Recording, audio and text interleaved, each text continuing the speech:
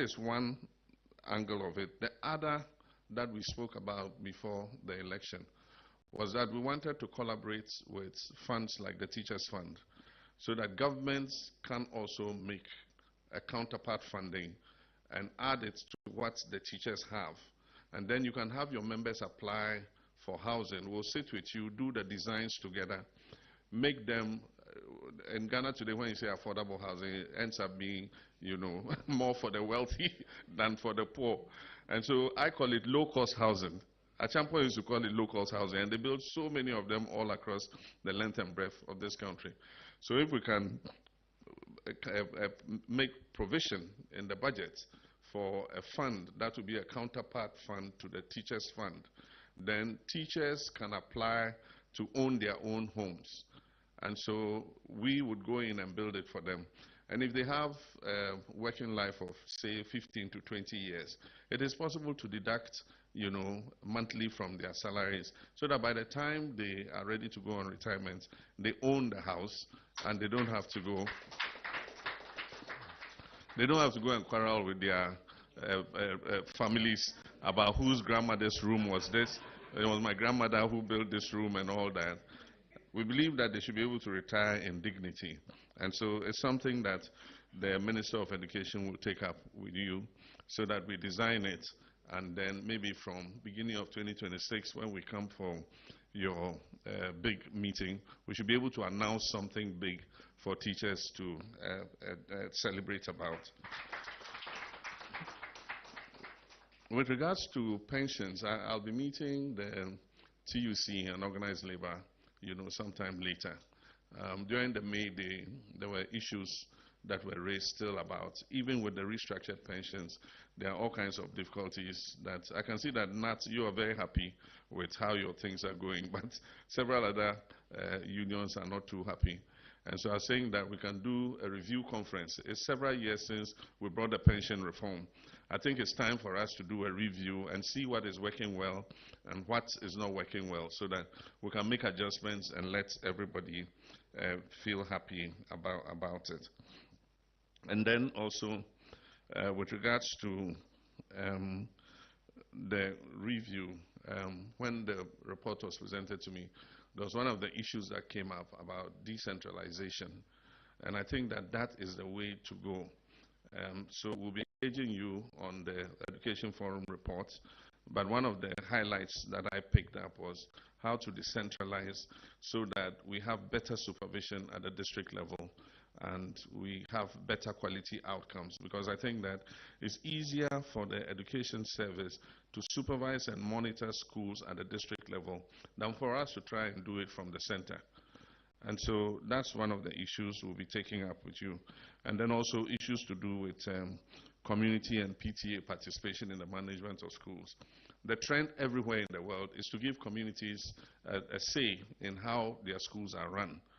And that's why I felt very scandalized when PTAs were virtually shoved aside and not allowed to be a part of the running of our schools, especially at the secondary level.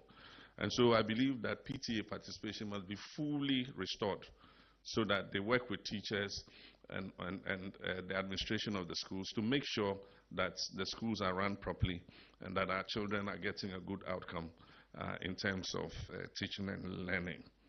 And so that said, the only other thing I can do is to congratulate you on the acquisition of the Sweden-Ghana Medical Center. Now that we know you own it, we'll collaborate with you and see how we can make it a center of excellence, not only for teachers, but for everybody who needs the care that it offers. Because of our changing lifestyles, non-communicable diseases have become a major problem, and that's why government is trying to bring relief through the Ghana Medical Trust Fund. I believe that the Ghana Medical Trust Fund fits in nicely with the Swedish Ghana Medical Center, and so that people who have cancers and need some support from the medical center can also have another fund where they're able to cover some of the costs for these expensive treatments. The treatment and diagnosis of cancers and cardiovascular diseases and things can be very expensive. And so I think that there's a room for collaboration between your center and the Ghana Medical Trust in terms of treatment of cancers and diagnosis of cancers. I'm proud that NATS acquired Aviance during our time in government. I know Professor Mills was one of the key promoters and encouraging NATS to acquire the shares in Aviance at the time that the foreign investors were going out. And I'm happy to know that you are still a majority shareholder in Aviance. I agree with you that there are some things where we have the capacity to do ourselves. And so it's not a rocket science to bring foreign companies to come and run ground handling in our country when we have the capacity to be able to do so. So I want to encourage NATS to continue with your shareholding in Aviance. Maybe one day you own the whole of Aviance and have a monopoly of, ground handling at our airports. And of course, with all your other investments, I just feel proud that you've been able to grow your association in terms of all these investments. It gives stability to the association, and it makes it possible for you to provide better opportunities and service to your members. So congratulations once again, and I thank you very much for this visit. Thank you.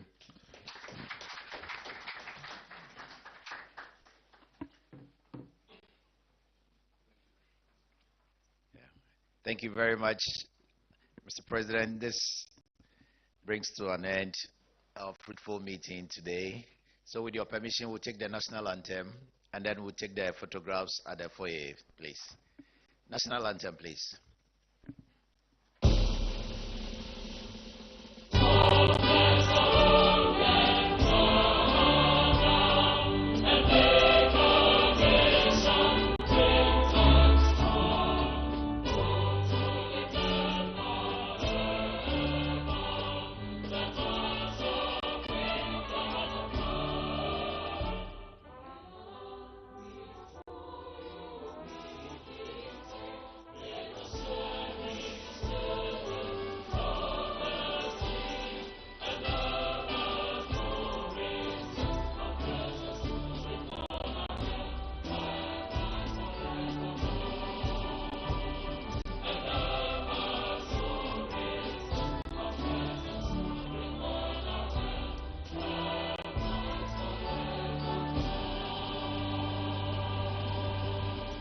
Thank you very much. So proceed to the foyer for the group photograph.